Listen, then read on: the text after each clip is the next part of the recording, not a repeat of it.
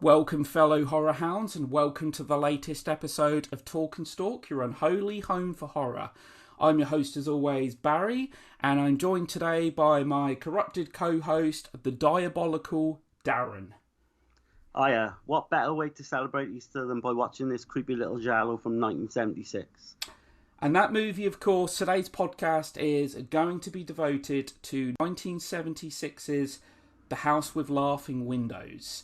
Now, we've done a couple of podcasts together already. We focused on Dario Argento's directorial debut, The Bird with the Crystal Plumage, and of course, one of the very best out there of the genre, Deep Red in 1975. Now, the film that we're going to talk about now is a giallo that really doesn't get talked about much. This is a giallo that I feel very much flew under the radar. It's a film that wasn't actually released outside of Italy, theatrically. The House with Laughing Windows. Now, I'll admit, this is a film that I didn't actually discover until probably about 9 or 10 years ago. I saw somebody talking about it online. It piqued my interest. And I think this is definitely a giallo that stands out from the crowd. What was your introduction to this film, Darren? Pretty much roughly around the same time. I would say 8 or 9 years ago, I sort of got wind of what this film was about. I think I bought the DVD then. Might have been a year or two later, and I sat on it for maybe a year, and then when I first watched it then I thought, well, why the hell did I sit on it? This is such a great film, which we'll get into. But I can't understand why this has never had an upgraded Blu-ray. No, Arrow would do a great job with this. Yeah, it does deserve a Blu-ray release. There is a fan base. I mean, this is a film that did actually receive some acclaim from critics, and there is a fan base out there. But again, it's just not known enough, and it certainly doesn't get enough attention, I don't feel. And I'll be honest, its director, Pupi Avati, is, I'll admit, a very prolific director. He's even directing films now, and this was released in 76, but he's not a director that I'm overly familiar with. I do believe 4 years later, he actually co-wrote and worked on Macabre, which was actually Lamberto Bava's solo directorial debut. He actually worked on that movie with him. And he also directed a movie which, again, is quite acclaimed, released in 83, called Zeda, or Zeda. And I know that's very well regarded, that film.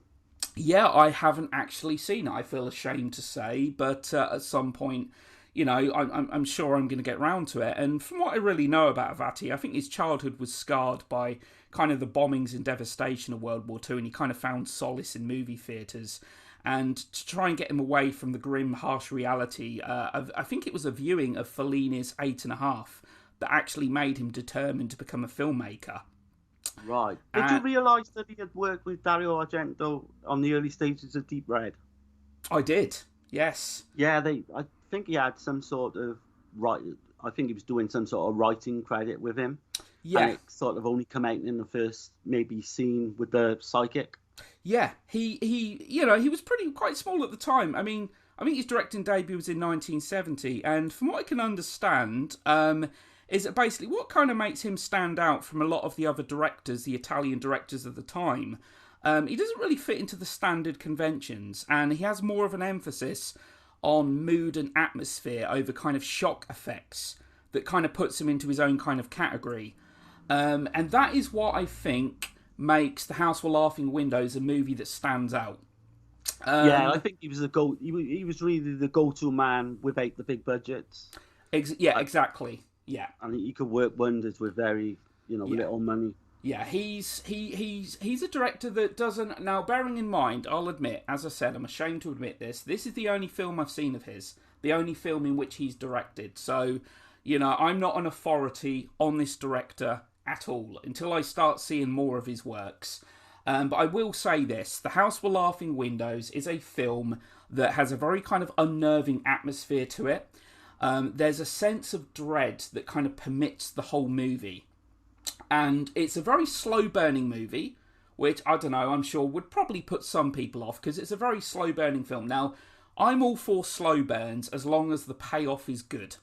And it's certainly very good in this one. It is. It's probably one of the best endings I've ever seen. Yeah, I think this film's really absorbing. I think, the longer I was watching it, the more immersed I was. And as I said, there's just the way it's filmed, as you said, with kind of like the low budget. It's got this. I love the location in this film. Yeah, the rural setting is fantastic. Yeah, very much like Don't Torture a Duckling. You get sort of vibe of that.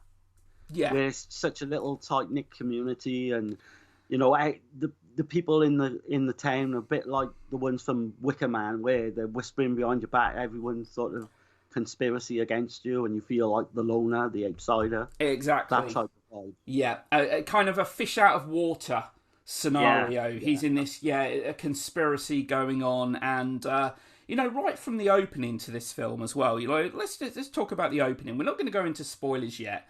Before we go into spoilers, we are actually going to pre-warn people. The basic plot of this film is a young guy, Stefano, who's actually, I believe, an art restorer. He's hired to restore a disturbing fresco, like a mural, in a church, which was by somebody called Legnani, who's basically kind of a mad painter, if you will. In the opening to this movie, which is very kind of a very striking opening, I think you'll agree, Darren, it's kind of like the ramblings of a madman, but there's something kind of almost poetic to it. Yeah, it's sort of what makes it like unnerving as well. It's shot in black and white, like sepia. Yeah. And the strange ramblings of this guy just makes it, really... It's out there, put it that way, and it's a great way to start the film. Yeah. As you have someone being stabbed continuously. Yeah. I don't think that's a spoiler. No, it's we get kind of the ramblings of somebody that's clearly mad, talking about infecting these people. I believe the paint like syphilis gets mentioned, and kind of the ramblings. And this man has a reputation. This man actually liked, as the plot develops, we come to learn.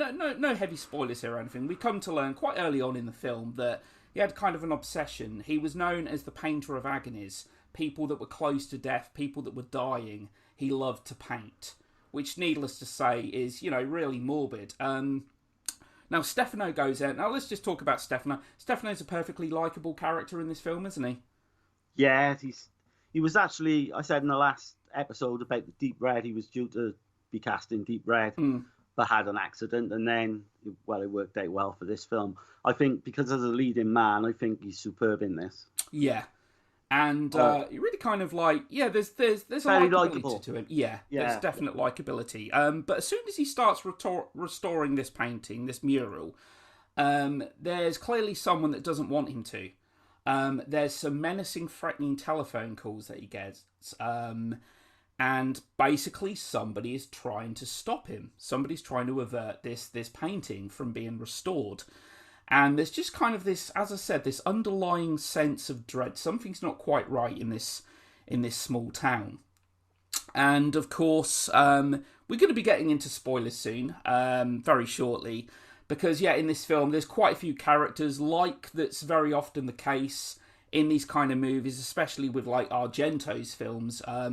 He kind of takes the mystery on himself, doesn't he? He becomes obsessed with this case.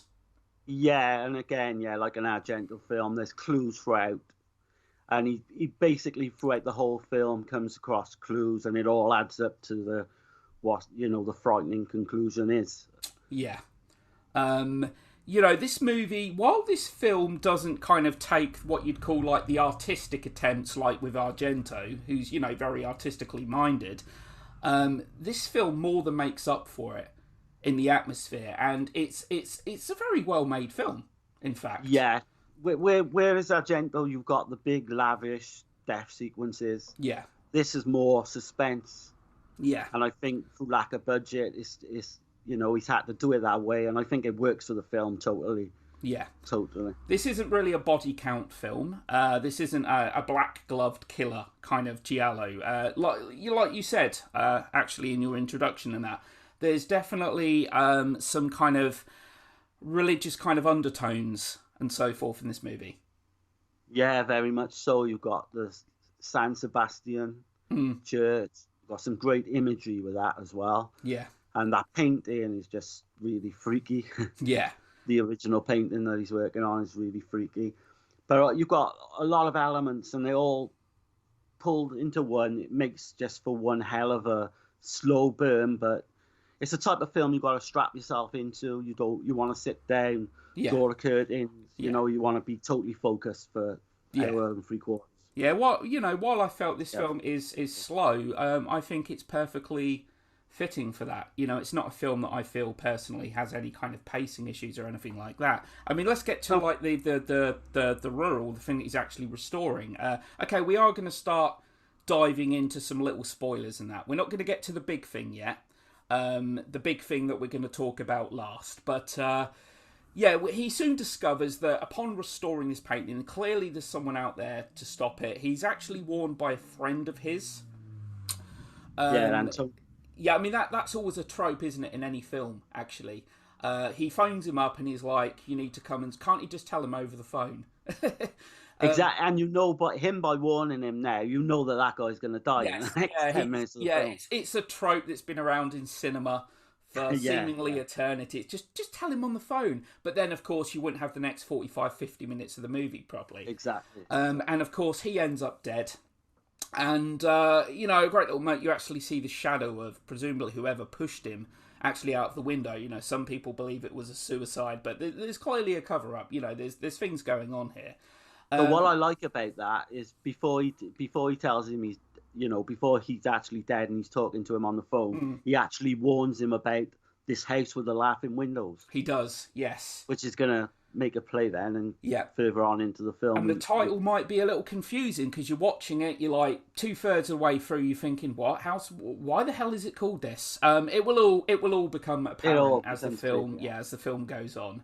As we've said before on previous podcasts, I mean, you got to love the titles the Italians come up with for their giallos. Oh god, yeah, you could run every single title into the book. Animals, you've got crystals, cats, you name it. Yeah, we talked about before. Your vice, what is it? Your vice is a locked room, and only I have the key. Well, that's easy for you. Try saying that after a few drinks. I think that's one. It adds to the films. I think. Yeah, it makes the films more attractive. Oh yeah. The titles stand out certainly. You can't confuse their titles for any other film out there. But yeah, The House with Laughing Windows. Let's get to the picture that he's actually restoring. It's pretty disturbing, especially when more of it is uncovered and we realise that there's two women in the image who are partaking in the stabbing in what looks to be kind of a human sacrifice. It's really quite a disturbing image, and it's a great mystery, but the film certainly points its finger at a few people over the course of this film. Let's just quickly talk about the woman that actually collects the mad painter's paintings. Is that there's actually a painting that she owns I find really disturbing. Yeah, I've got that written down. It's a painting of him, the painter, but with a woman's body. Yeah, which is explained a bit later on, where he uses, again, I don't think it's a spoiler, he uses a mirror. Yes. And he paints off his one arm. He puts all the paint onto his one arm and paints a mirror. And it's so disturbing because you've got the image of a man's face and the body of a woman. Yeah, and it's not even a good-looking man's face, is it? No, it's really unsettling. It is a really disturbing image, I have to say. It's a really disturbing painting. You ask yourself what that, the woman who owned it was thinking putting that up. Yeah. Well, as the plot develops, we learn that she was actually in love with him, much to her husband's annoyance. It's a really kind of in bad taste, if you will, to own paintings from this man who clearly had a lot of issues, if you will. And we learn that these two women were, in fact, his sisters. Yes. They're very ugly-looking women. Yeah. Come right out of the 1950 Cinderella animated film. Yeah. We learn, obviously, that these two women are his sisters. And there's a woman that Stefano actually goes to stay with in the film. Now, this is where the film really starts to generate some suspense, I find. I think there's a creepy scene in it, actually. because she's basically bedbound. She's led there by is his name what's his name again? Lydio, is it? Lydio, Lydio, who's a bit of an oddball kind of character. He's a bit out there. He makes the hitchhiker from Texas Chainsaw Massacre look like normal. he is really strange. Yeah, it wouldn't be a giallo though if we didn't have at least one character like him. And he must be a fantastic actor because he pulls that off. Yeah, superbly. And he's the one that says, because basically Stefano is booted out of the apartment he was stopping at. And he says that you can stop with this lady. Now, this old lady he meets is bedbound. And there's actually a moment during the night, he's stopping there and he hears footsteps, he hears noises upstairs. And he says to the old lady, who's here? And she says that we're the only ones here. So it's like, where the hell did them footsteps come from? Clearly they're not alone. Someone else is in that house. Something else is happening, but it's never, we never know that until later on. Yeah, so that's what Avati does. He does a great job in generating some suspense that kind of just makes you feel a little uneasy. And of course, there's a priest in this movie as well, who's overseeing the restoration, working in the church, etc. as well. And again, the film kind of points a finger to him. There's a moment in the movie, isn't there, where I believe, is it the glass or something outside? Where he gets on Stefano's shoes, and then later in the movie he realises it's on the priest's shoes as well, and kind of gives him that look as if to say, I'm not sure if I can trust you. Yeah, and he's quite off from the beginning, I think, the priest. Yeah. Because I've watched enough gialli now to realise that you can't trust a priest in any of them, because they usually end up a killer. Yeah. But he's really strange, and you just can't put your finger on why. Yeah. There's another character, isn't there? There's, I believe his name is Coppola, not to be confused with Francis Ford Coppola. Yeah, the town drunk Coppola. Yeah, he's one of the characters in the film that's, we see him booted quite early on in the movie, drinking too much, presumably, and he threatens to tell what's really going on in this small town, and he's not allowed to be driving people about anymore because of his alcohol problem, etc. He's a guy that plays a pretty kind of important part later on in the film. Now, the thing is, with this movie as well, is that we get kind of a love interest for Stefano. I believe her name is Francesca. Yeah, and she boards the boat early on with him. They don't know each other. No. And as they go into, Stefano's going to, restore the church and that, she's on the same boat coming over. Yeah. I think they share a glance, don't they? They do, yeah. Again, like most giallo, very, very attractive woman. And a little romance blossoms between the two. Now, even though they don't really share that much in the way of screen time, to me it did feel kind of believable. It did feel believable, this little romance. Chemistry between the two, I think. Yeah. Definitely. There's that whole scene, isn't there, where she's undressing in the bed. And, it plays that kind of soothing music to kind of accompany the scene and all that. And, it's all quite innocently done, isn't it? It is. That's the thing about this movie, isn't it? It's not this movie. While there's certainly scenes that manage to be unnerving and somewhat graphic, it's not a film that's overtly sexual. No, he does not throw it in your face or, no. Like topless women or anything like that. No. And I'm glad, because I think it adds to the film just not seeing any of that. Yeah, and it really is quite tragic, actually. As I say, they don't really get much in the way of screen time together, but it's a believable little romance that really starts to blossom. And what's really tragic about it is that Stefano, he's getting over his head now, and they're going to leave. They're going to actually leave the following morning. But there's just one thing he needs to check up on. He's still obsessed. He's determined to try and solve this case. And it's what effectively... spoiler alert, costs ultimately his life and her life. And it's really quite tragic because they were so close to kind of getting away. Yeah, they have this, like you say, that love scene they have is accompanied by such a beautiful piano-based score. Yeah. It's the plays throughout the film, actually, and it's quite subtly put in here and there. It is. And that's another aspect of the film I would, highly recommend if you can get hold of the soundtrack, because it's fantastic. Yeah, the music is really good. It's very, as you said, very understated. You know, it's not gobbling or anything. You know, it's not like one of the iconic scores or anything like that. But it just complements the film so well. And you know, also, you know, in this movie, there's very little in the way of humour. There isn't. We said before, like with Argento's films, you know, that Argento's movies are, you know, yeah, they're the horror movies, thrillers, if you will. But he likes to lace his films with humour. This is a film that manages to be really quite bleak. It's very bleak, and it's from the moment the opening of the film right through to the very end, and but it's done like you've said earlier, in a slow burn way. Yeah. Without, it's hard to say to explain, without being boring. To me, it's not boring. No. Every scene in the film has something to say and interlocks with another scene or with something further on down the line in the film. Yeah, definitely. So it's certainly not boring. So no, I've read that in a few places. A few people do think it's boring, but yeah, I can't. No, I mean, I could have, you know, this isn't, as we said, I mean, you know, there are people that are killed in this film, but this isn't your kind of archetypal body count giallo. This is a giallo that's very different from most other giallos that I've seen. It kind of stands out from the crowd, and that's what I really appreciate it for. I love the rural setting. I'm a big fan of slow burning films, you know, as long as it leads somewhere.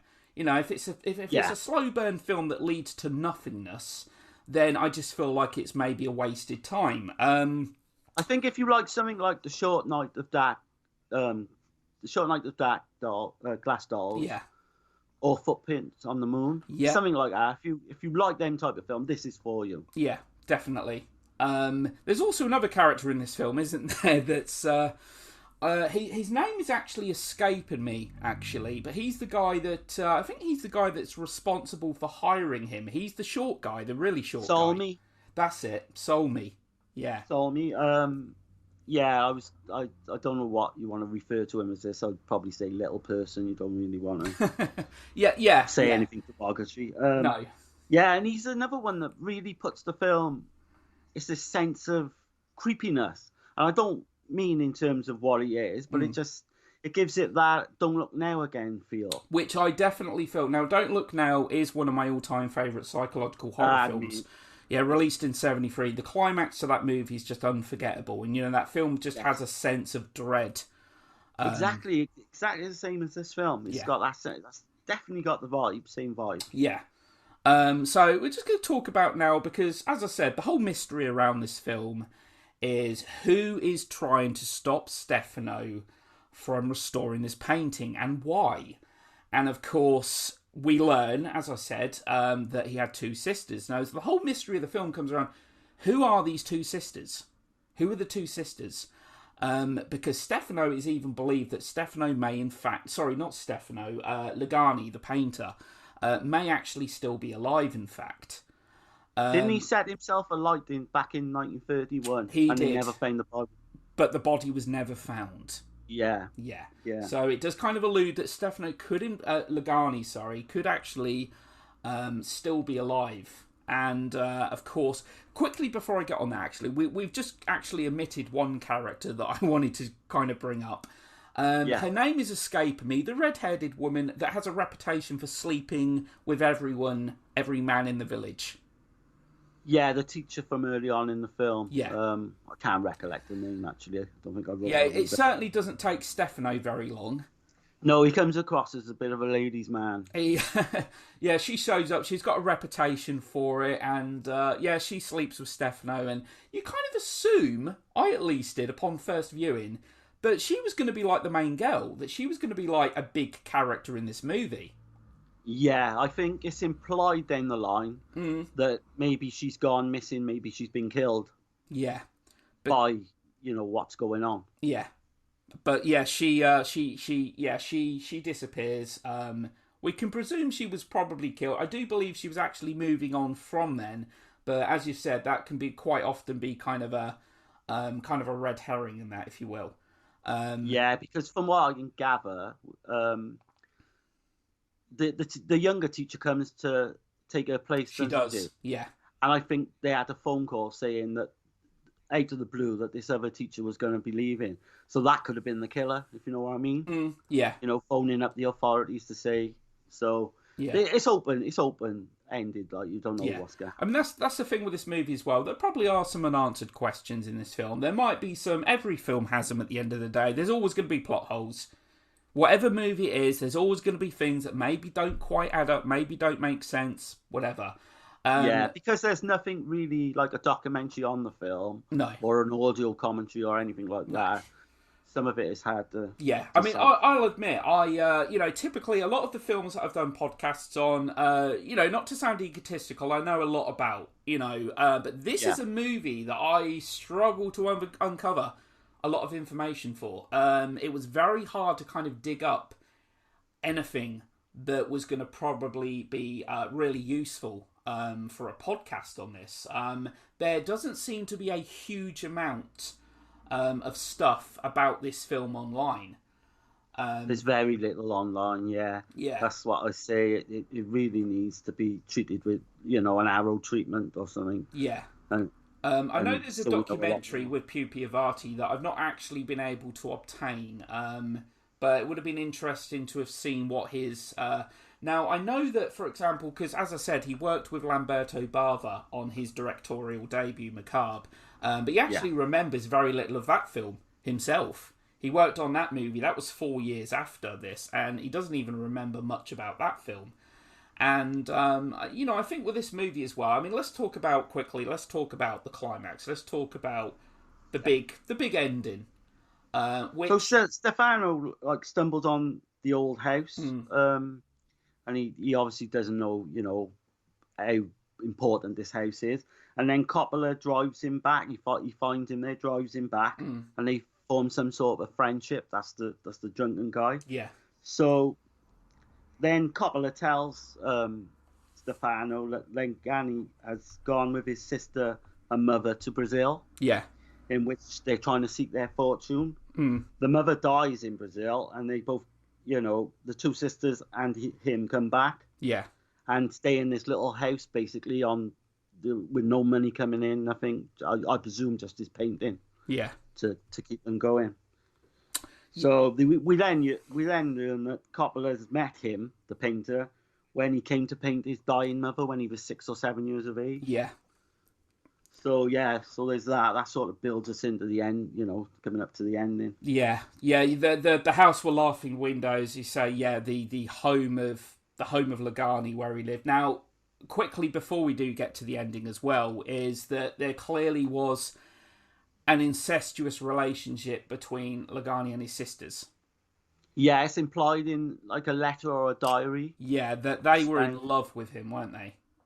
Yeah, and that just adds to even more creepiness to the film, really. Yeah, because it's not thrown in your face. It's not. It's an undercurrent of the film. It is, yeah. But there's a real strange presence to the town.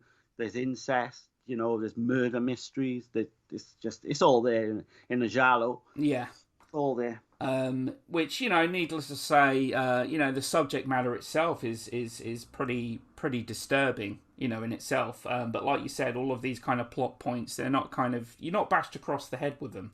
And leading up to the climax of the film, which is very bleak, in fact. There's not actually a huge amount of giallos I can think of off the top of my head in which the lead character is effectively killed. No, that's right. And that is, of course, we learn that the priest, as nonsensical as it may sound, is actually the other sister. Because there's actually a scene a little earlier where we see, obviously, the bedridden woman is in fact one of the two sisters, isn't she? Yeah, and they're killing Libido. That's right. The guy who they call a sneak, basically. He wanted to tell on them. Yeah. Weirdo guy. So as they're killing him, Stefano walks in and sees it. Yeah. This is after they've killed Francesca. I don't know if we mentioned that. I think you mentioned that. Yeah, we did, yeah. So he's then taken by surprise, and one of the sisters stabs Stefano. Yeah. So he makes a run for it and sort of collapses in the grounds of the house. Yeah. And then the next day, then he goes, stumbling around. He's basically wounded, and no one wants to know. He visits Salmi. He then visits De Rossi. Yeah. And tells De Rossi, the priest, that he knows everything. Yeah. Then, in one of the scariest endings ever, we find out that the priest is in fact one of the sisters. Yeah. And it is freaky. It is, and completely unexpected. I can't imagine many people have actually picking up on that twist, if you will. Oh my God, when he actually speaks in a woman's voice as well. Yeah. I don't know. There's not many giallo films scare me, but this one did. Yeah. It's quite a moment. Obviously, yeah, we learned the bedridden woman who probably a lot of people would actually suspect as the film went on. But the priest, you wouldn't have, because as I said, during that killing scene, we didn't actually see the other sister's face, and it's revealed to be the priest, which I think I told you earlier, my fiance felt a little cheated with.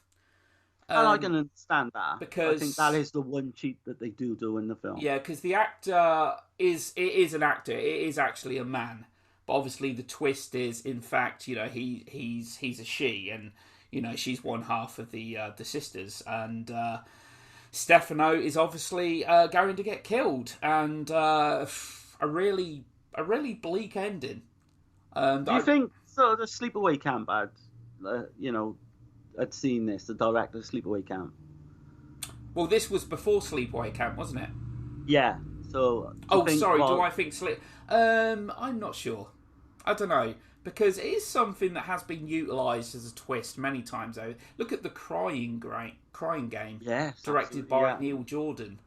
Again, it's big twist in that. I'm not too sure. I think it's one of this them was twists. Probably the first one to do it, I would imagine. Again, I can't see anything beforehand. Yeah, but I mean, definitely, yeah.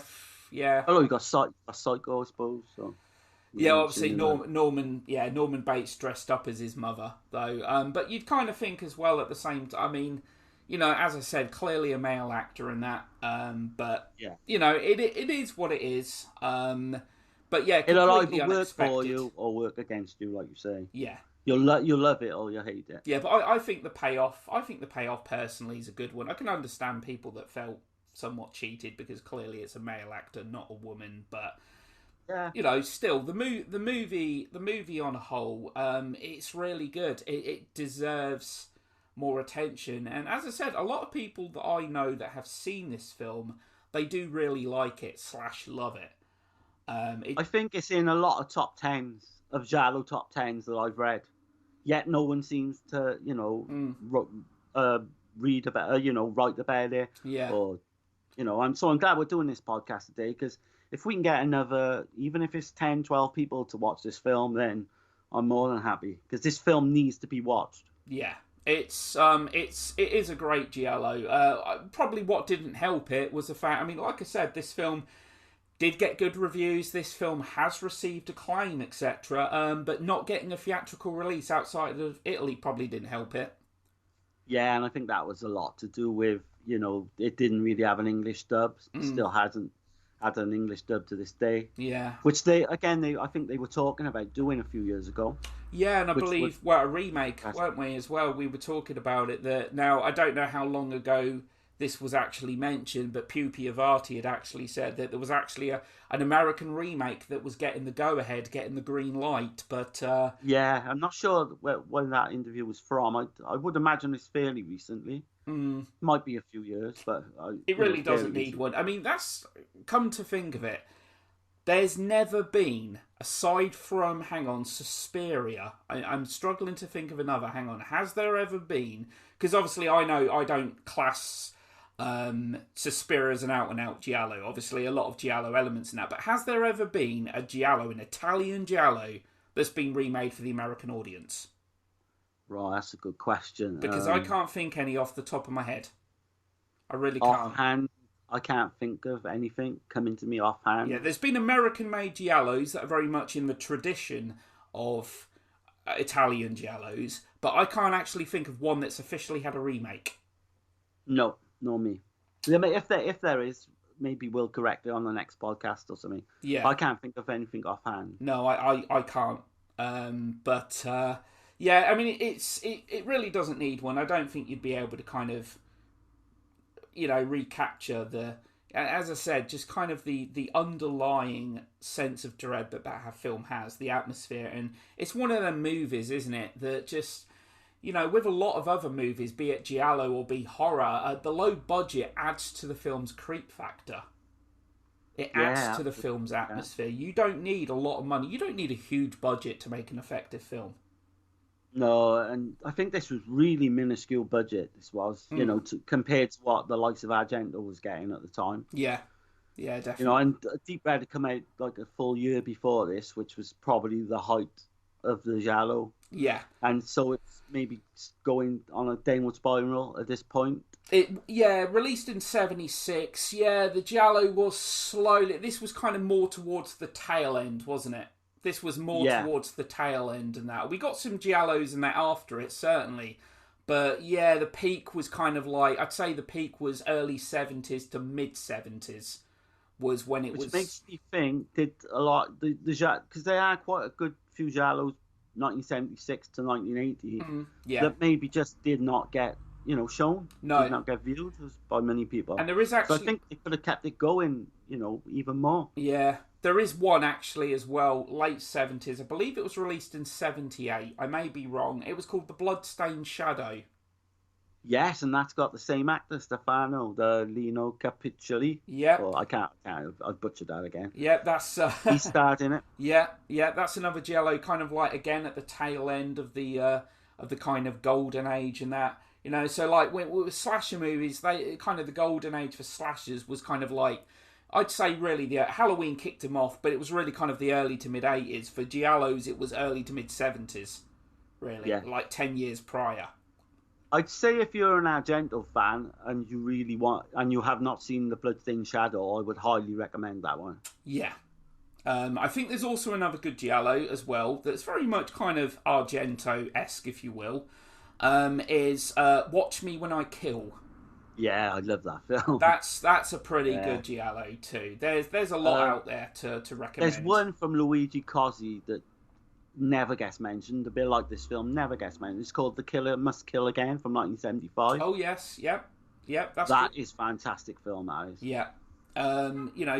So many, and this is one that stands out. This is one that definitely stands out because it is not your traditional archetypal giallo. It's a good mystery, great atmosphere, and as I said, I think the characters in this film as well. There's no one in there really. I mean, the main guy, Stefano, as I say, perfectly good in that lead role.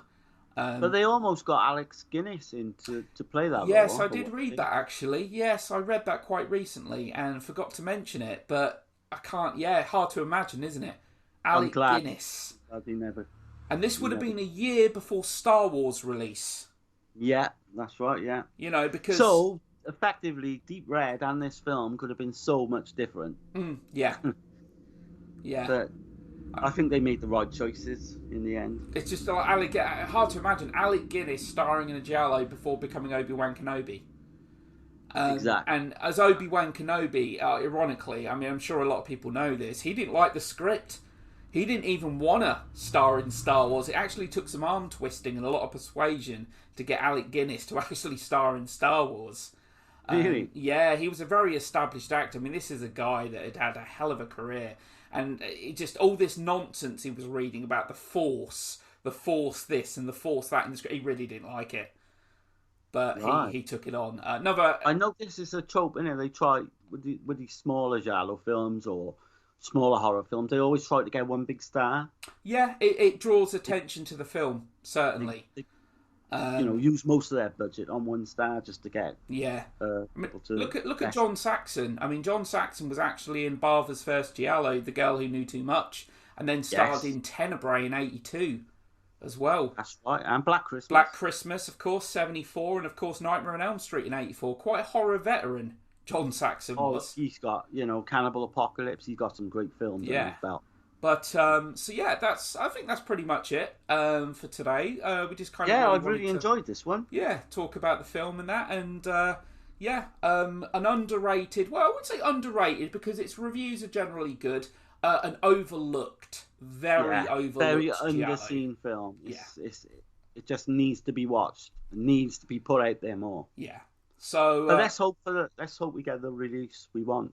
yeah, it certainly deserves a Blu-ray release without a doubt. I mean, there's another movie, not to go too far off topic, but there's another film that I want a Blu-ray release for, and that's 1976's The Tenant, directed by and starring Roman Polanski, released the very same year as this film. It needs a Criterion collection. Yeah, you've told me about that. Yeah, I need to see that. It needs one. I love The Tenant, but again, it's a very slow-burning film that may put some people off. Is it anything like Repulsion? Because I've seen Repulsion and I really enjoyed that one. It's very much in the same vein. There's definite echoes of it. It's a longer film. The Tenant it's over 2 hours long.